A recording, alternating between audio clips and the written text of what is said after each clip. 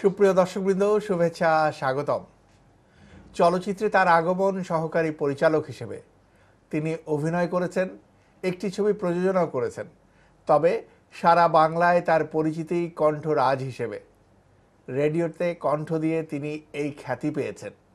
এছাড়াও আমাদের সিনেমার বিজ্ঞাপনে এবং টেলিভিশনের বিজ্ঞাপনে তার কণ্ঠ আমরা হর হামেশাই শুনতে পাই। তিনি কণ্ঠরাজ নাজমুল হুসাইন। অভিনেতা, সহকারী পরিচালক, প্রযোজক এবং কণ্ঠরাজ নাজমুল হুসাইনকে নিয়ে শুরু হচ্ছে চলচ্চিত্র বিষয়ক সাপ্তাহিক আয়োজন আমার ছবি। আমার ছবি, চলমান জীবনের ছবি। আমার ছবি বলে তাদের কথা, মূর্ত করেন যারা মনের কথা। তারাই বলেন কথা আমার ছবিতে, বিনোদিত হই যাদের ভাবনাতে। প্রিয় মুখ, প্রিয় ছবি, তাই নিয়ে আমার ছবি।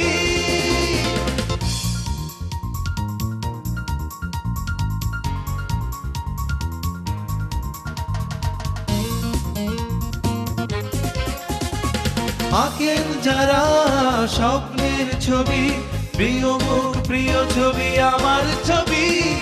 আমার ছবি, আমাদের চলচ্চিত্রের ছবি। 1973 সাল মুক্তি পেল মেহমুদ পরিচালিত পায়ে চলার পথ। এই ছবিতে সহকারী পরিচালক হিসেবে এবং ছোট্ট একটি চরিত্রে অভিনয় করলেন আমাদের আজকের অতিথি নাজমুল হুসাইন। কেমন আছেন? ভালো। জানতে চাইবো চলচ্চিত্রের প্রতি কিভাবে আগ্রহী হলেন? চলচ্চিত্রের প্রতি আগ্রহ ছিল না আমার। লেখাপড়ার সুবাদে আমার হওয়ার কথা কৃষিবিদ। আমার বাবা কাকা সবাই কৃষিবিদ। বাংলাদেশের মুক্তিযুদ্ধই আমাকে আমার জীবনটাকে পাল্টে দেয়। এটাকে বলা হয় শব্দ সৈনিক, মানে আমি স্বাধীন বাংলা বেতার কেন্দ্রে ছিলাম। সেখানে আমার সঙ্গে পরিচয় বেশ কয়েকজন বিশিষ্ট, যেমন ধরুন তার মধ্যে প্রথমেই নাম বলতে হয় নরেন বিশ্বাস, মামুনুর রশিদ, বিশিষ্ট নাট্যকার। এদের সঙ্গে যুদ্ধ শেষ, ফিরে এলাম দেশে।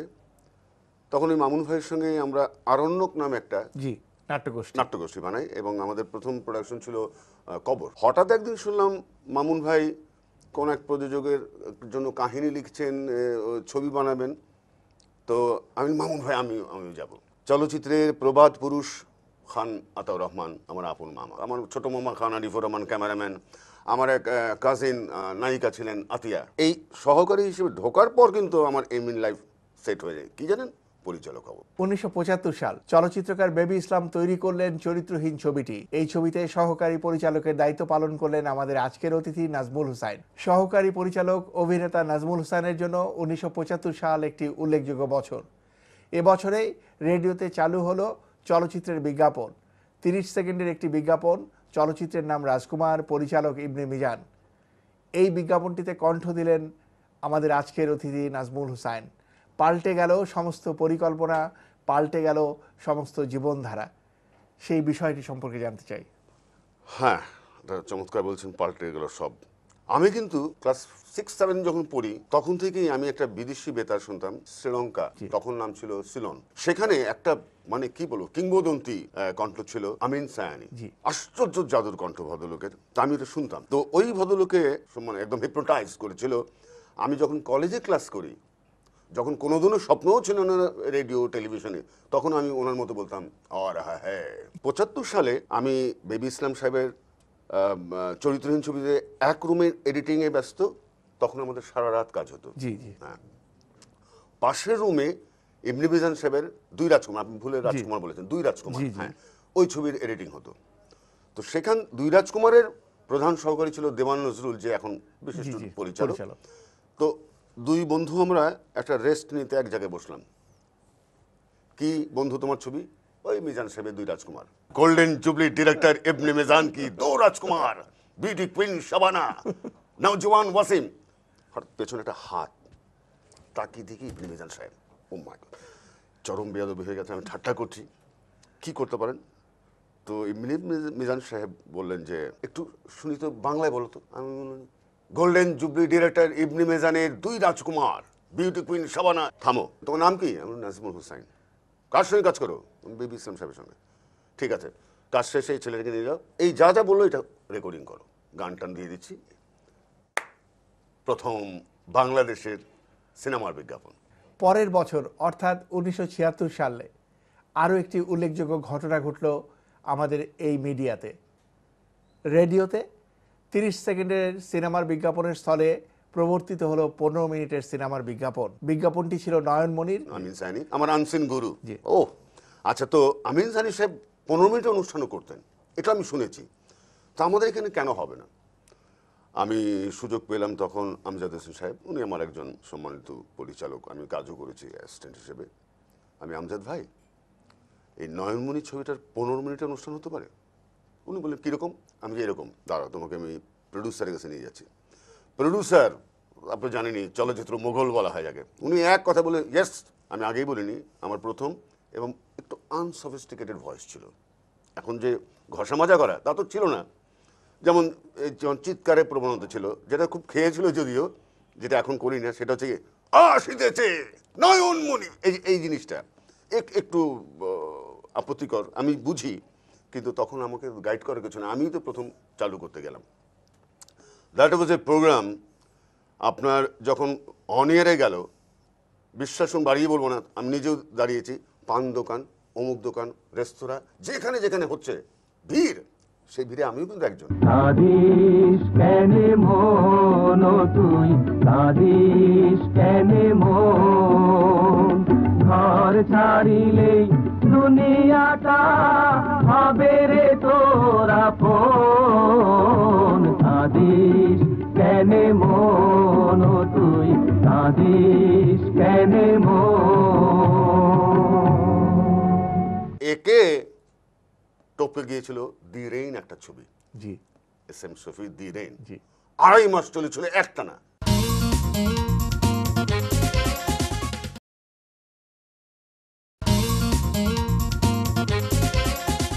আমরা জানি যে প্রতিটি ছবির জন্য আপনি কিছু কিছু শব্দ তৈরি করতেন, বিশেষণ তৈরি করতেন, যেগুলো দারুণ আলোচিত হতো এবং দর্শকরা দারুণভাবে গ্রহণ করতো, রেডিওর যারা শুনতো তারা গ্রহণ করতো।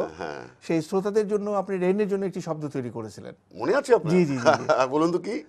সম্ভবত ফুজি কালার রিলেটেড। ট্র্যাজেডি। এখন আমার কথা হচ্ছে আমাকে চমক দিতে হবে, কি বলি? তো ও ছবি, নাটক, ফটো, আপনার সংলাপ, আমার গানের পরে হঠাৎ করে বললাম এস এম শফির Fuji colour tragedy the rain.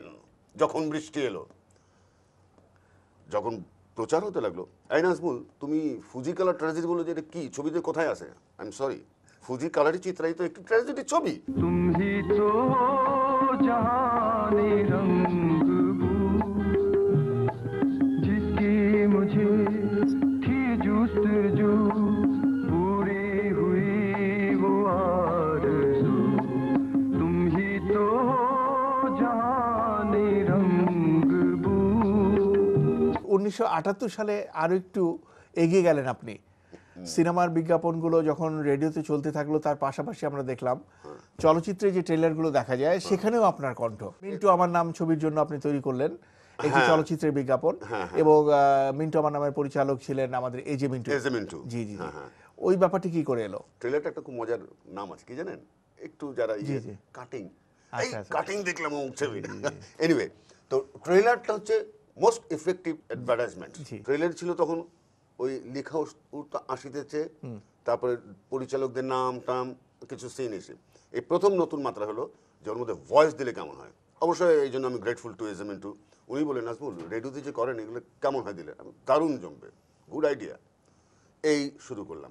Habibur Rahman Khan প্রযোজিত, এ যে মিন্টু পরিচালিত মিন্টু আমার নাম। প্রচারবিদ কণ্ঠরাজ নাজমুল হুসাইন 1979 সালে নতুন একটি মাত্রা যোগ করলেন রেডিওর চলচ্চিত্র বিজ্ঞাপনের ক্ষেত্রে। ছবির নাম শাম্পানওয়ালা, প্রযোজনা প্রতিষ্ঠান স্বরলিপি বাণিজ্যচিত্র, ছবির পরিচালক আজিজুর রহমান। শাম্পানওয়ালা নিয়ে আপনারা একটি এক্সপেরিমেন্ট করলেন, সেই এক্সপেরিমেন্টের ব্যাপারটি আমরা জানতে চাই। প্রথমে আমি এই ব্যাপারে ধন্যবাদ জানাবো এবং কৃতজ্ঞতা জানাবো প্রয়াত সত্য শাহকে, কারণ ওনারই মাথায় আসলেই আজব আজব আইডিয়া আসতো। তার একটি হচ্ছে এটি, কি জানেন?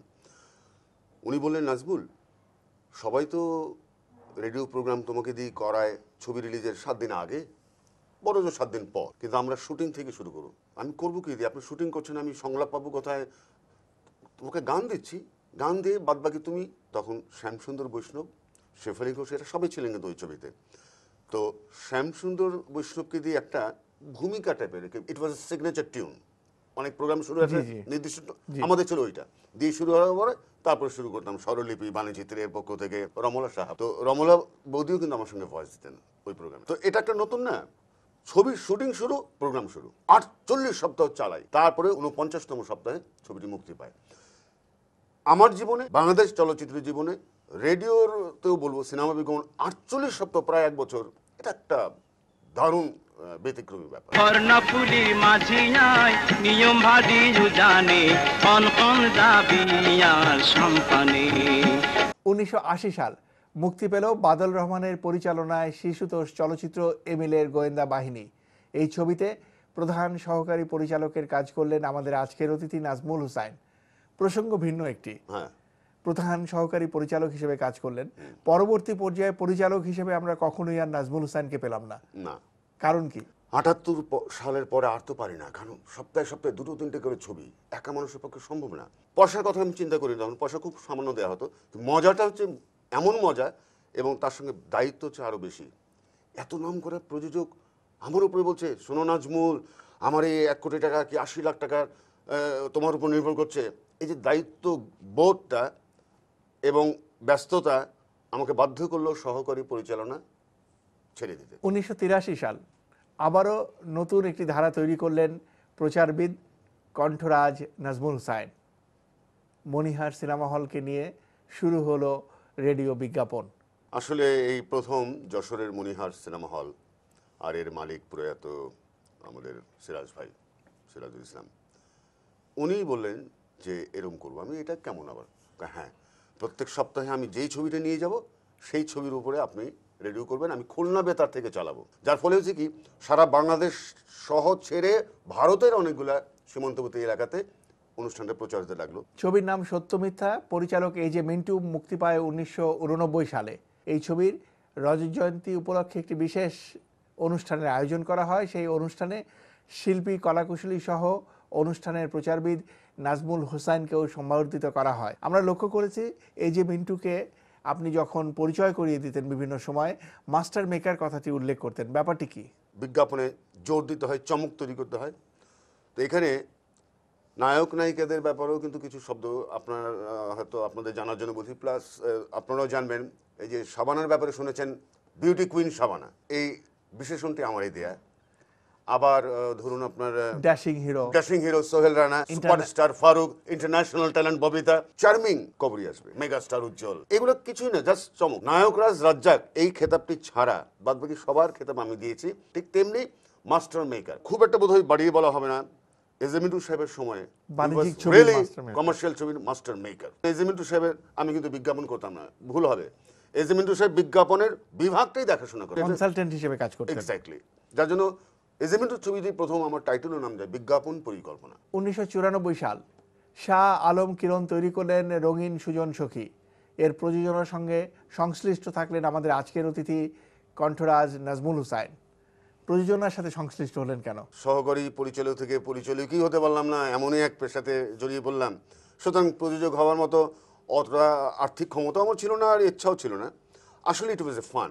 রিমেক খুব একটা হুজুগ বা হিরিক চলছিল রিমেকের সে সময়। হ্যাঁ, তখন বিশিষ্ট প্রযোজক হাবিবুর রহমান খান আমাকে বললেন যে নাজমুল, আপনার মামা তো খান আতা রহমান, আতা ভাই, ওনার একটা সাবজেক্ট আছে সুজন সখী, এটা কিন্তু কালার করলে দারুণ জমবে। তাই আমি কি করব, চলেন আমরা সব মিলেমিশেই করি। আমি একটা ভালো আইডিয়া, আমি গেলাম। উনি আমার সেজো মামা।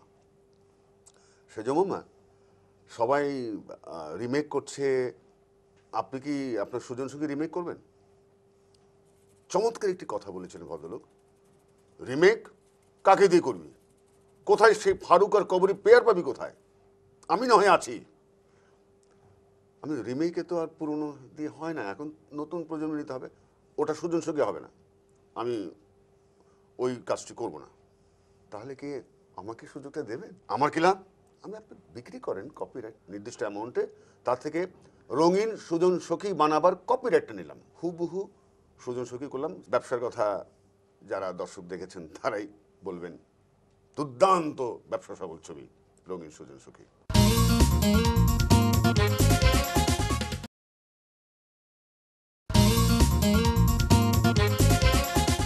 1999 সালের পর থেকে আপনাকে আর নিয়মিতভাবে আমরা পাচ্ছি না, এর কারণ কি? দীর্ঘ কত বছর, 27-28 বছর হয়ে গেল আমার কিন্তু একটা বিরাট ফ্যান নেটওয়ার্ক তৈরি হয়ে গেছে সারা দেশে। আমি একটি ছবি বলবো, আসুন দেখুন, এরা দৌড়ে গিয়ে দেখবেন, এই যে এখানেই অনেকে আছেন, গিয়ে দেখবেন অশ্লীল দৃশ্য, ছি ছি ছি, নাজমুল ভাই এইরকম ছবি, এরকম আমি নিজে শুনেছি।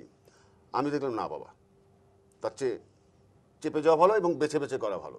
কিন্তু তখনও তো শহীদ ইসলাম খোকন ছবি বানায়, তখনও তো কাজী হায়াত ছবি বানান, শাহ আলম কিরণ ছবি বানান, ওরা যখন আসতো আমি করতাম কিন্তু, যার ফলে অনিয়মিত হয়েছে। আপনি নিজেই খেয়াল করুন, এই ইদানিং বেশ ভালো ছবির জোয়ার বইছে। যেমন ধরুন আপনার না বলো না এক ছবি, তারপর ধরুন আপনার এই যে চাচ্চু, তারপর কোটি টাকার কাবিন, এগুলো কিন্তু আমি করছি, আমাকে ঠিকই ওরা ডাকছে, করছি, হৃদয়ের কথা। তো এরকম ছবি হলে আমি এখনো করব। প্রথম ছবি পায়ে চলার পর থেকে অনেক ছবিতেই অভিনয় করেছেন আমাদের আজকের অতিথি অভিনেতা নাজমুল হুসাইন। 1985 সালে তিনি কাজ করেছেন মিতা পরিচালিত সাহেব ছবিতে। কাজী হায়াতের পরিচালনায় 2000 সালে মুক্তি পায় বর্তমান, 2001 সালে আব্বাজান এবং 2002 সালে মুক্তি পায় ইতিহাস ছবিটি। 3টি ছবিতেই অভিনয় করেন আমাদের আজকের অতিথি নাজমুল হুসাইন। অভিনয়ের ব্যাপারে আপনার মূল্যায়ন কি নিজের অভিনয় সম্পর্কে? নাথিং, কারণ আমি আদৌ অভিনেতা নই, হতেও চাই না, হবও না কোনোদিন। এই ব্যাপারে আমি সবচেয়ে বড় কমপ্লিমেন্ট পেয়েছি আমারই এক নিন্দা, যেটা আমি কমপ্লিমেন্ট মনে করি। কোনো একজন ওই সেটের মধ্যে বলছিল আমাকে একা পেয়ে, আপনি একটু অভিনয় করেন। আমি কি হচ্ছে না? না, আপনাকে মনে হচ্ছে উকিলি, একটু অভিনয় করেন। সাংবাদিক আহাদ চৌধুরী পোলারে ধরে আনছো, এখন যদি তারে ছাড়া দাও তাহলে কালকে সমস্ত পেপারে লেখালেখি হইব, তোমার চাকরিও নাই আমার চাকরিও নাই বাঞ্চত। এমনি অতুল বিহারী মার্ডার কেস নিয়ে বহু টেনশনে আছে। আমাদেরকে সময় দেওয়ার জন্য আপনাকে অনেক অনেক ধন্যবাদ। আপনাদেরও ধন্যবাদ, চ্যানেল আইকে, আমার ছবিকে, আপনাকে, আর এই সঙ্গে যারা দেখলেন এই মুহূর্তে তাদেরও আমার মতো করে বলি। অবশ্যই। হ্যাঁ ভাই, আপনারা যারা দেখলেন আমাকে তাদেরও শুভেচ্ছা, এবং যাচ্ছি বিদায় বেলায়, ভালো থাকা হয় যেন। Thank you. 1973 সাল থেকে 2007, পায়ে চলার পথ থেকে চাচ্চু, বেশ কিছু ছবিতে অভিনয়, কিছু ছবিতে সহকারী পরিচালকের কাজ এবং অসংখ্য রেডিও বিজ্ঞাপনে তিনি কণ্ঠদান করেছেন। তিনি কণ্ঠরাজ নাজমুল হুসাইন। দুর্দিনে, চলচ্চিত্রের দুর্দিনে, অশ্লীলতায় যখন সর্বত্র ছেয়ে গিয়েছিল, দূরে ছিলেন, আবার ফিরে এসেছেন। তার উপর নির্ভর করে অনেক ছবির বাণিজ্যিক সাফল্য। এরকম একটি মহতি কাজের সঙ্গে তিনি ওতপ্রোতভাবে জড়িত। আমরা তাকে সাধুবাদ জানাই এবং আশা করি আগামীতেও নাজমুল হুসাইনের প্রচারণায় আমাদের চলচ্চিত্রের বাণিজ্য প্রাণ ফিরে পাবে। সব সখীরে পার করিতে নেব না, তোমার বেলায় নেব সখী তোমার কানের সোনা সখী গো। ও আমি প্রেমের ঘাটের মাঝি, তোমার কাছে পয়সা নেব না।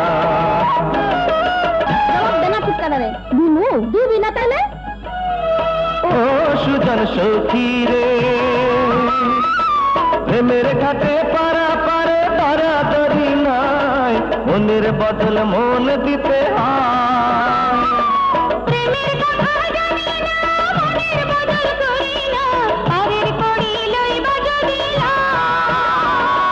থাকো সখী ঋণী থাকো করি লব না, থাকো সখী ঋণী থাকো করি লব না সখী গো। ও আমি প্রেমের ঘাটের মাঝি, প্রেম ছাড়া প্রাণে বাঁচি না।